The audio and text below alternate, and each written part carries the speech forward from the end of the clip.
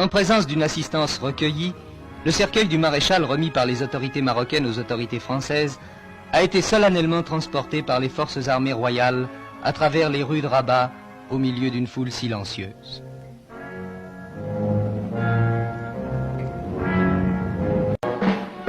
Un train spécial devait conduire le cercueil jusqu'à Casablanca.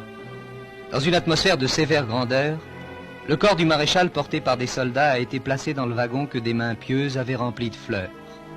Et c'est au milieu des fleurs des parterres de Rabat dont il avait été le créateur que le grand soldat fit son dernier voyage sur cette terre marocaine qu'il avait pendant de longues années modelée au gré de son génie constructeur.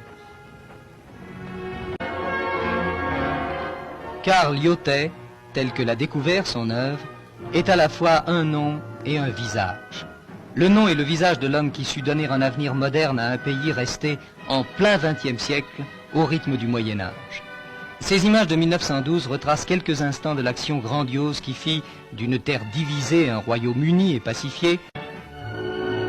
C'est ce Lyotet quittant son linceul de Rabat, ce bâtisseur d'empire comme on le nomma, que le croiseur Colbert ramène en France où il dormira son dernier sommeil. Mais ce linceul qu'il laisse au Maroc n'est pas le haillon que certains ont pu croire. Le linceul de Lyotet, c'est toute la terre marocaine modifiée, bâtie, plantée, organisée, galvanisée.